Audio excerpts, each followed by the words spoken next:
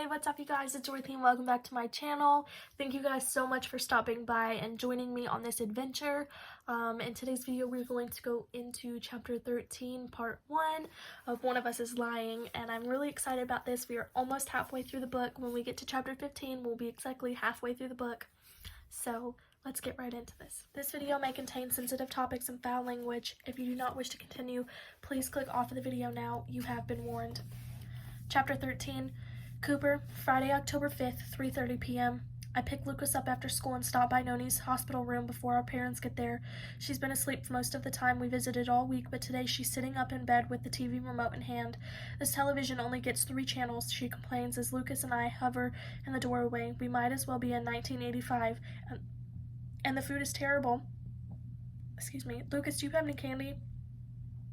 No, ma'am, Lucas says, flipping his too long hair out of his eyes.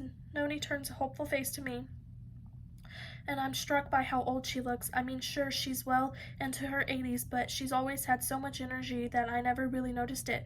Hits me now that even though her doctor says she's recovering well, we'll be lucky to go a few years before something like this happens again. And then at some point, she's not going to be around at all. I got nothing, sorry, I say, dropping my head to hide my stinging eyes. Noni lets out a theatrical sigh. Well, goddamn, you boys are pretty, but not helpful from a practical standpoint. She rummages on the side table next to her bed and finds a rumpled $20 bill. Lucas, go downstairs to the gift shop and buy 3 Snicker bars, 1 for each of us. Keep the change and take your time. Yes, ma'am. Lucas's eyes gleam as he calculates his profit. He's out the door in a flash, and Noni settles back against a stack of hospital pillows. Off he goes to pad his pockets. Bless his Mercury little heart, as she says fondly. Are you supposed to be eating candy right now, I ask. Of course not, but I want to hear how you're doing, darling. Nobody tells me anything, but I hear things. I lower myself into the side chair next to her bed, eyes on the floor. I don't trust myself to look at her. You should rest, Noni. Cooper, this is the least dangerous heart attack in cardiac history. A blip on the monitor, too much bacon, that's all. Catch me up on Simon Keller's situation, I promise you.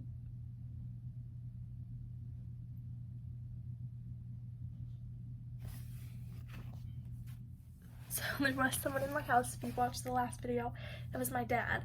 He came home earlier than we expected from the hospital, which I'll tell you guys about in a different video, but let's get right back into this. Cooper, this was the least dangerous heart attack in a cardiac history. A blip on the monitor, too much bacon, that's all.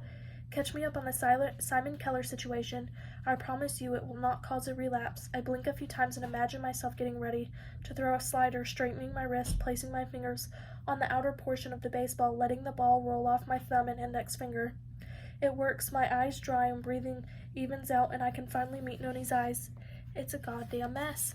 She sighs and pats my hand. Oh, darling, of course it is. I tell her everything, how Simon's rumors about us are all over school now, and how the police set up a shop in the administrative offices today and interviewed everybody we know, plus lots of people we don't know. How Coach Ruffalo hasn't pulled me aside yet to ask whether I'm on the juice, but I'm sure he will soon. How we had a sub for astronomy because Mr. Avery was holed up in another room with 2 police officers. Whether he was being questioned like we'd been or giving some kind of evidence against us, I couldn't tell. Noni shakes her head when I finish. She can't set her hair the way she does at home, and it bobs around like a loose cotton. I could not be sorrier you got pulled into this, Cooper. You of all people, it's not right. I wait for her to ask me, but she doesn't, so I finally say tentatively, because after spending days with lawyers, it feels wrong to state anything like an actual fact. I didn't do what they say, Noni. I didn't use steroids, and I didn't hurt Simon. Well, for goodness sake, Cooper, Noni brushes impatiently at her hospital blanket. You don't have to tell me that. I swallow hard. Somehow the fact that Noni accepts my words without question makes me feel guilty. The lawyer's costing a fortune, and she's not helping. Nothing's getting better. Things will get worse before they get better, Noni says placidly. That's how it goes, and don't you worry about the cost. I'm paying for it. A fresh wave of guilt hits me. Can you afford that? Of course I can. Your grandfather and I bought a lot of Apple stock in the 90s. Just because I didn't hand it all over to your father to buy a McMansion in this overpriced town doesn't mean I couldn't have. Now tell me something I don't know.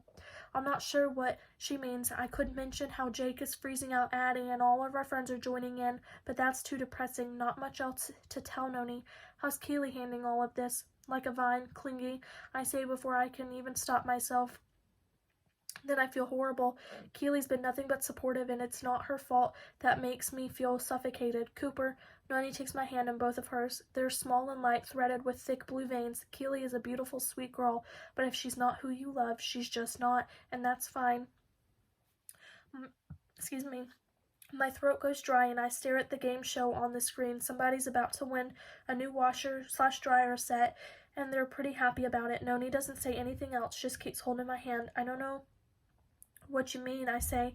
If Noni notices my good old boy accent coming and going, she doesn't mention it.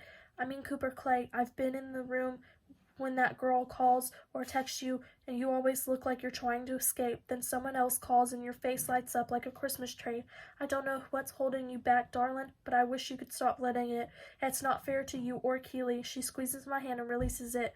We don't have to talk about it now. In fact, could you please hunt down that brother of yours? It may not have been the best idea I ever had to let a 12-year-old wander the hospital with money burning a hole in his pocket. Yeah, sure. She's letting me off the hook, and we both know it. I stand up and ease out of the room into the hallway crowded with nurses and brightly colored scrubs. Every one of them stops what they're doing and smiles at me. You need help, hun? The one closest to me asks. It's been that way my whole life. People see me and immediately think the best of me. Once they know me, they'd like me even more. If it ever came out that I actually done something to Simon, plenty of people would hate me, but there also be people who'd make excuses for me and say there must be more to my story than just getting accused of using steroids. The thing is, they'd be right. I will see you guys in the next video. Bye.